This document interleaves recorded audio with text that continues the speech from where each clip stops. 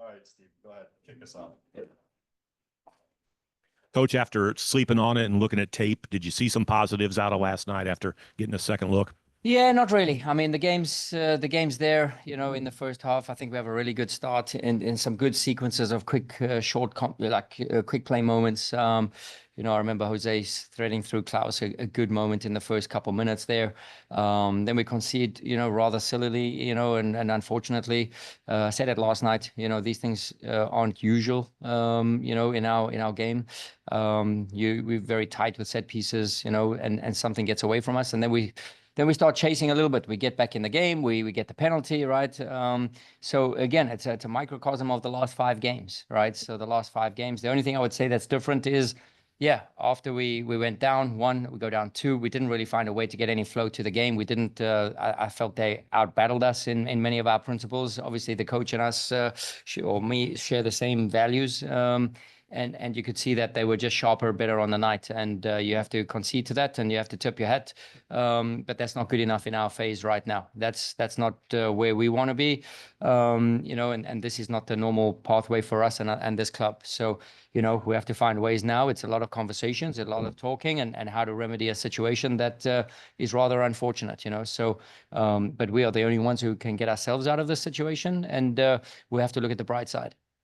You touched on McSorley last night. What did you see in that brief time, and can he earn a little more time with that effort? Yeah, I mean, we see it. We've seen it for not just last night. It's good to see him with our group. We've seen it at training this morning. He has some good looks. He's a good finisher. He gets in and around the box. He puts in a ton of effort, and he makes you know, a lot of defensive action against the opponent, and then frees himself up in some good attacking spots. So he's a good team player, and the group is responding well to him. So as for all the other guys that are joining us for training. So, Thank you. Bradley, Atlanta has a new coach.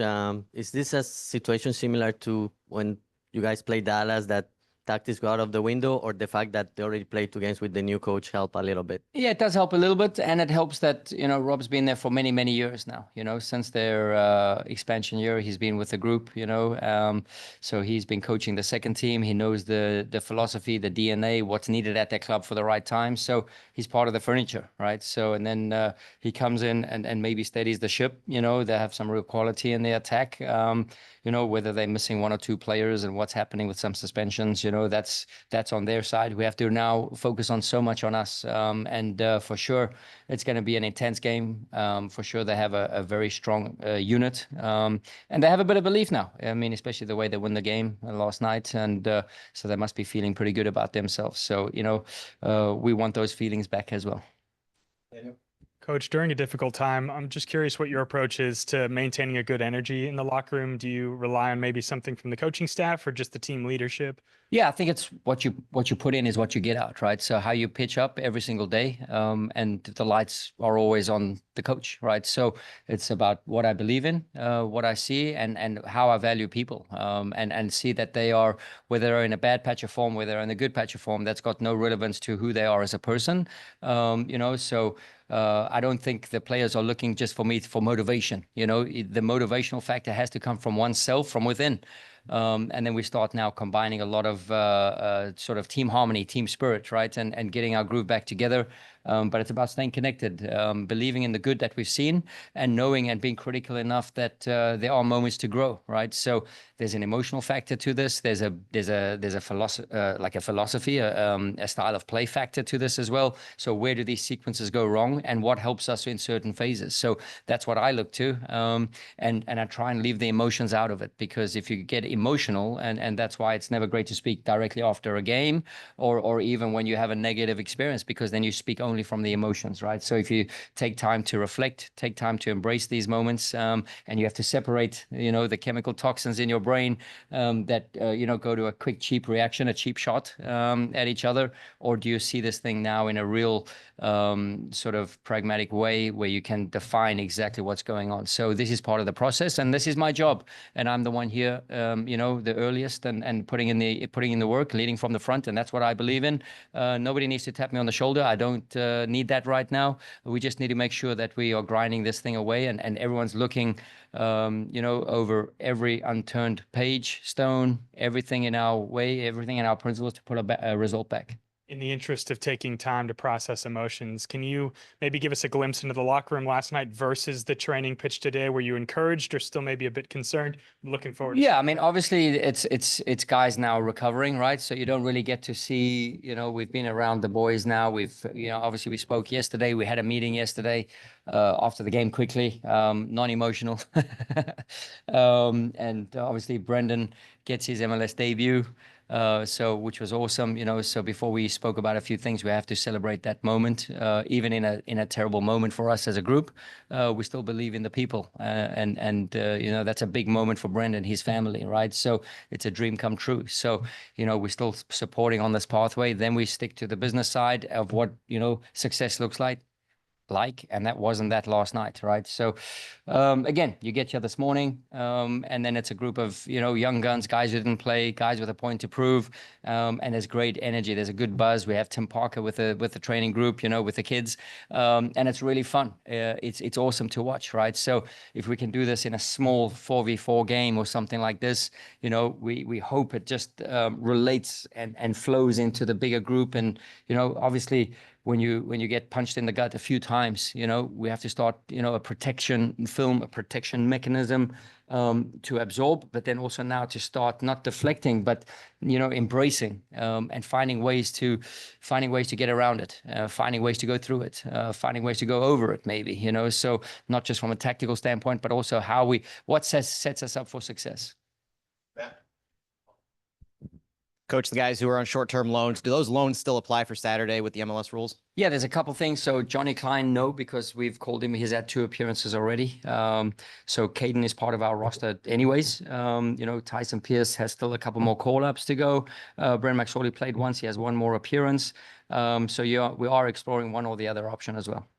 Any thoughts on Johnny Klein going forward? With Salio Ostrak out for the season, there are injury replacements that are available? Yeah, these are discussions ongoing. Obviously there's roster space, there's roster relief because of season-ending injuries. So we are discussing these things at the moment. And I had to step out for a press conference.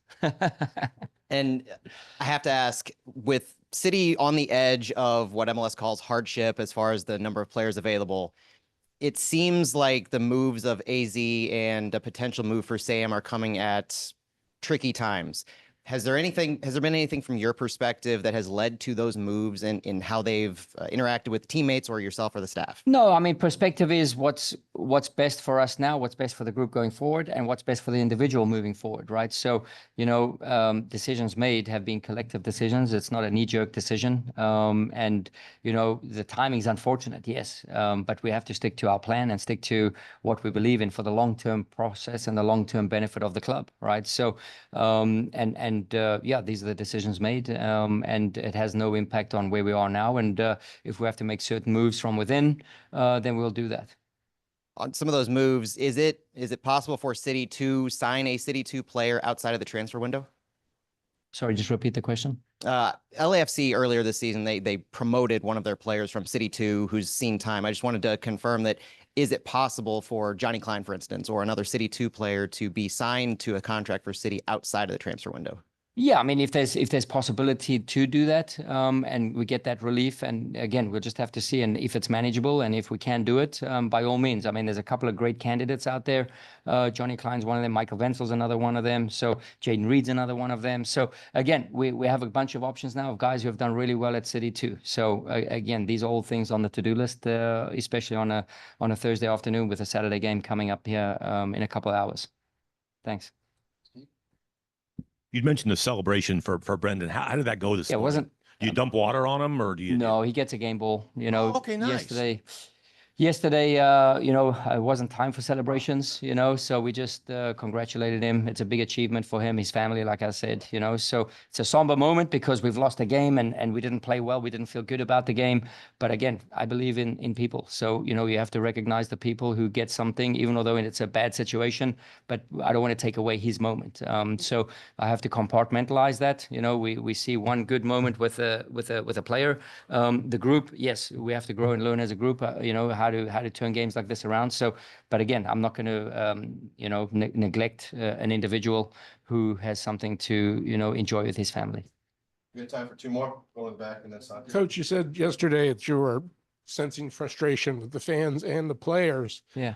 Do you think that's kind of a judgment on last year and how successful you were, and that the expectations were pretty high this year? Yeah, I mean, I think expectations alone, you know, I mean, yeah, if you win games in your first year and you defy a lot of odds and you know, create value, you have to look for success mechanisms or moments in other avenues, you know. So, you know, one part of it, if anybody believes that year two will be seamless in year two, then, you know, we haven't been around the sport long enough, because this sport is brutal, especially in the American system.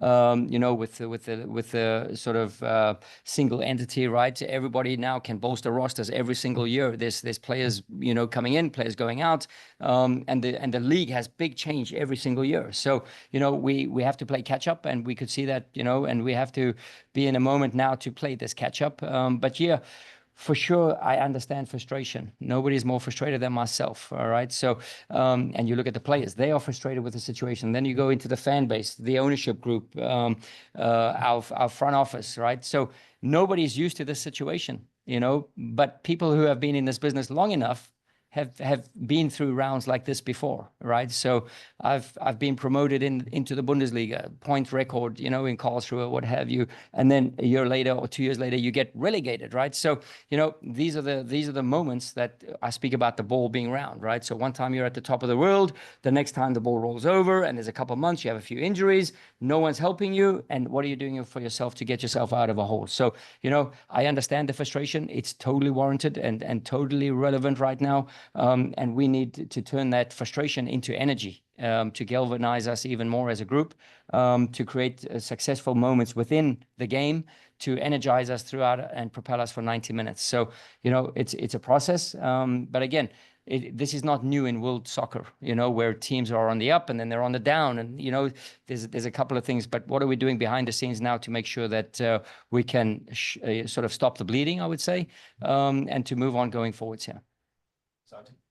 Riley, besides Johnny Klein, are all the players that appeared in yesterday's game available for Saturday, or any knocks, any injuries to report? No, at the moment, I think it's just Johnny Klein, obviously, with these 2 appearances. Coach, thank you for All right, joining us. thank you. Time. Thanks, Coach. Appreciate Go ahead, Steve. Welcome back.